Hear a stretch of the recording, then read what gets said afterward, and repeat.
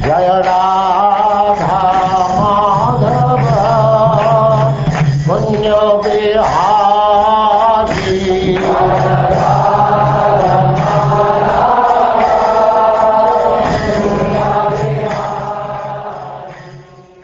And now Chapter 3. The Marriage of Sukanya and Cyavana Muni.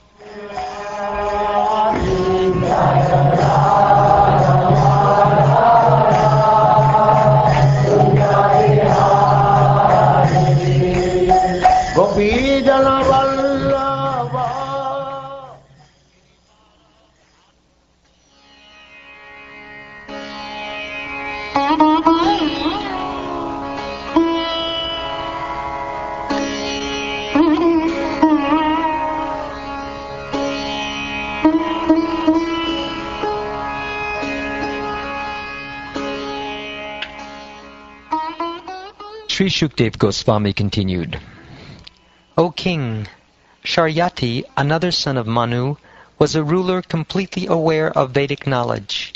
He gave instructions about the functions for the second day of the yajna to be performed by the descendants of Angira. Sharyati had a beautiful lotus-eyed daughter named Sukanya, with whom he went to the forest to see the ashram of Cyavana Muni. While that Sukanya, surrounded by her friends, was collecting various types of fruits from the trees in the forest, she saw within the hole of an earthworm 2 things glowing like luminaries.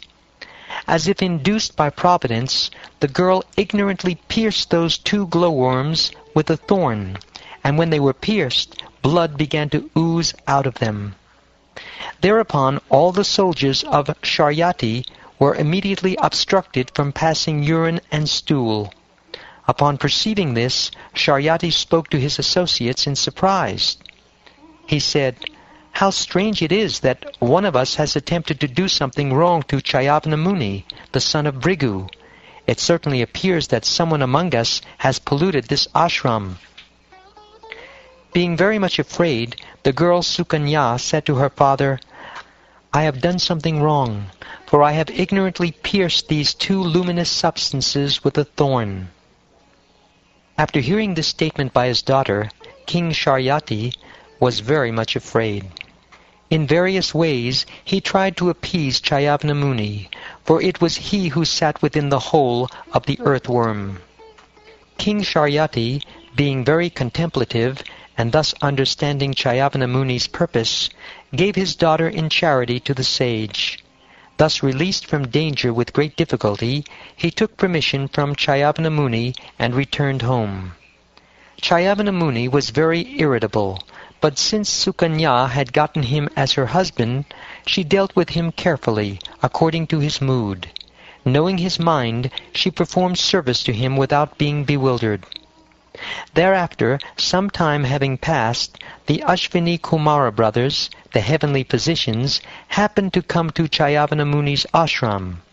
After offering them respectful obeisances, Cyavana Muni requested them to give him youthful life, for they were able to do so. Cyavana Muni said, Although you are ineligible to drink somaras in sacrifices, I promise to give you a full pot of it. Kindly arrange beauty and youth for me, because they are attractive to young women. The great physicians, the Ashvini Kumaras, very gladly accepted Cyavana Muni's proposal. Thus they told the Brahmin, Just dive into this lake of successful life. One who bathes in this lake has his desires fulfilled. After saying this, the Ashvini Kumaras caught hold of Cyavana Muni, who was an old, diseased invalid with loose skin, white hair, and veins visible all over his body, and all 3 of them entered the lake. Thereafter, 3 men with very beautiful bodily features emerged from the lake. They were nicely dressed and decorated with earrings and garlands of lotuses. All of them were of the same standard of beauty. The chaste and very beautiful Sukanya could not distinguish her husband from the 2 Ashvini Kumaras, for they were equally beautiful. Not understanding who her real husband was, she took shelter of the Ashvini Kumaras. The Ashvini Kumaras were very pleased to see Sukanya's chastity and faithfulness. Thus they showed her Cyavana Muni, her husband, and after taking permission from him, they returned to the heavenly planets in their plane.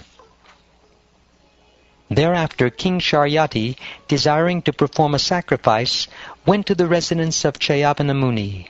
There he saw by the side of his daughter a very beautiful young man, as bright as the sun. After receiving obeisances from his daughter, the king, instead of offering blessings to her, appeared very displeased and spoke as follows. "O unchaste girl, what is this that you have desired to do? You have cheated the most respectable husband, who is honored by everyone, for I see that because he was old, diseased, and therefore unattractive, you have left his company to accept as your husband this young man who appears to be a beggar from the street. O my daughter, who were born in a respectable family, how have you degraded your consciousness in this way? How is it that you are shamelessly maintaining a paramour? You will thus degrade the dynasties of both your father and your husband to hellish life."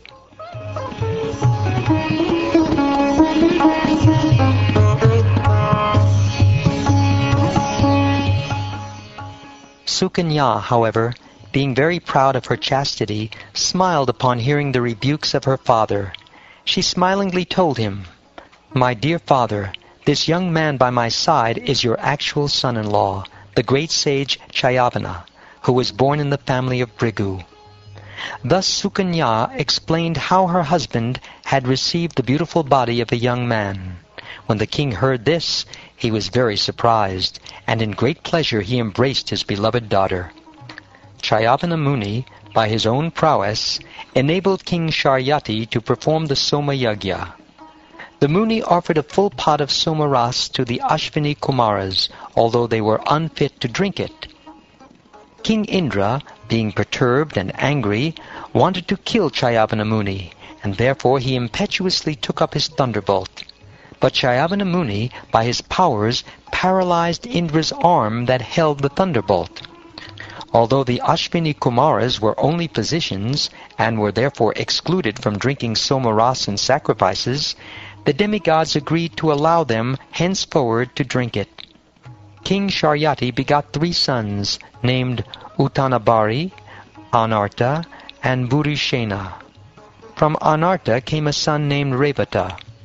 O Maharaj Parikshit, subduer of enemies, this Revata constructed a kingdom known as Kushastali in the depths of the ocean. There he lived and ruled such tracts of land as Anarta, etc. He had 100 very nice sons, of whom the eldest was Kakudmi.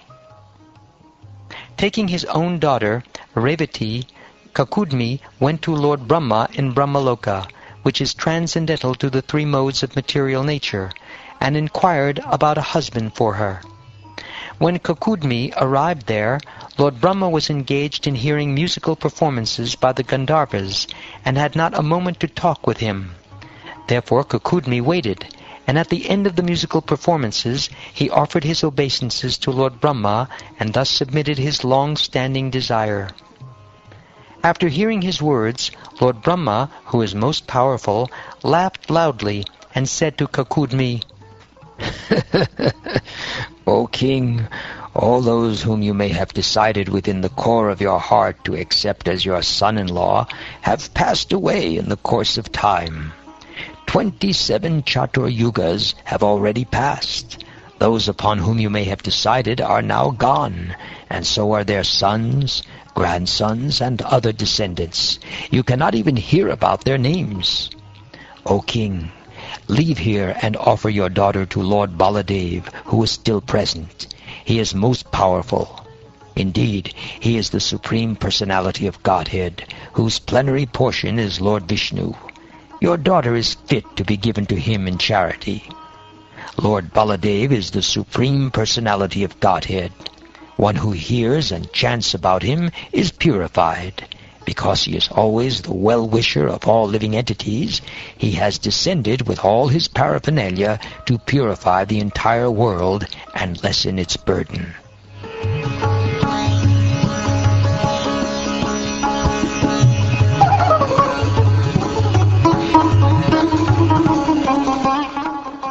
Having received this order from Lord Brahma, Kakudmi offered obeisances unto him and returned to his own residence. He then saw that his residence was vacant, having been abandoned by his brothers and other relatives, who were living in all directions because of fear of such higher living beings as the Yakshas. Thereafter the king gave his most beautiful daughter in charity to the supremely powerful Baladev, and then retired from worldly life and went to Badarik Ashram to please Naranarayan.